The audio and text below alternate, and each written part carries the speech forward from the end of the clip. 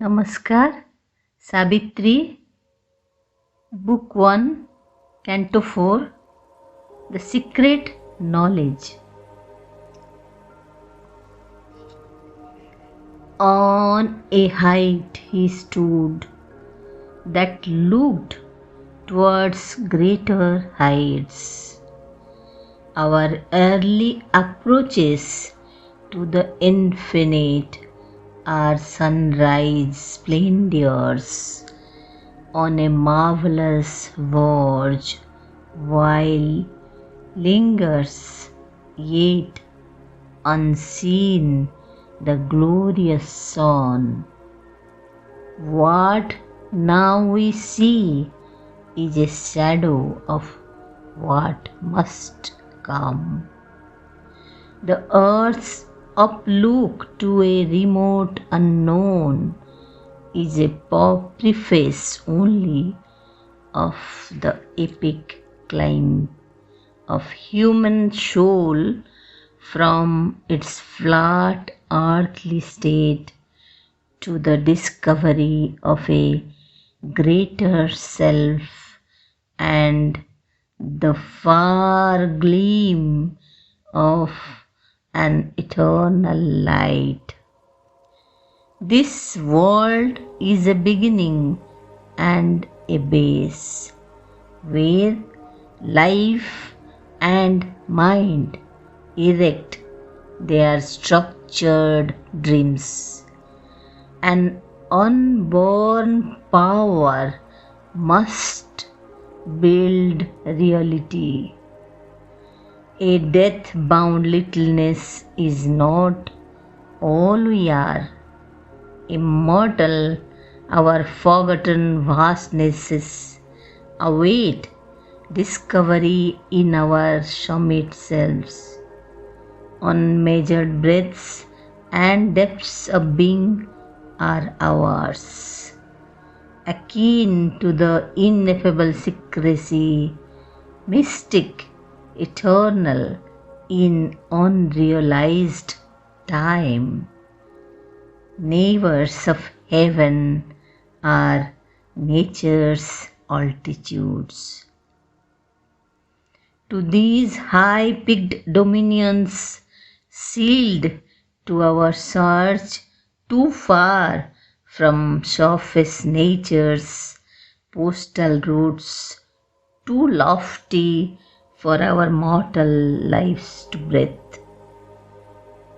Deep in us, a forgotten kinship points, and a faint voice of ecstasy and prayer calls to those lucent, lost immensities. Even when we fail to look into our souls or lie embedded in earthly consciousness, still have we parts that grow towards the light. Yet are there luminous tracts and heavens serene and Eldorados of splendor and ecstasy, and temples to the Godhead none can see. A shapeless memory lingers in us still, and sometimes when our sight is torn within, earth's ignorant veil is lifted from our eyes. There is a short, miraculous escape. This narrow fringe of clamped experience we leave behind, mated to us as life. Our little works, our insufficient reach, our souls can visit in great lonely hours, still regions of imperishable light, all seeing eagle peaks of silent power and moon flame oceans of swift, fathomless bliss, and calm immensities of spirit space. In the unfolding process of the self, sometimes the inexpressible mystery elects a human vessel of descent. A breath comes down from a supernal air. A presence is born.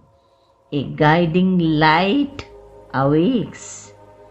A stillness falls upon the instruments, fixed sometimes like a marble monument, stone calm. The body is a pedestal supporting a figure of eternal peace, or a revealing force sweeps blazing in out of some vast superior continent. Knowledge breaks through, trailing its radiant seas, and nature trembles with the power, the flame. A greater personality sometimes possesses us, which yet we know is ours, or we adore the master of our souls. Then the small bodily ego thins and falls, no more insisting on its separate self, losing the punctilio of its separate birth. It leaves us one with nature and with God. In moments when the inner lamps are lit and the life's cherished guests are left outside, our spirit sits alone and speaks to its goals.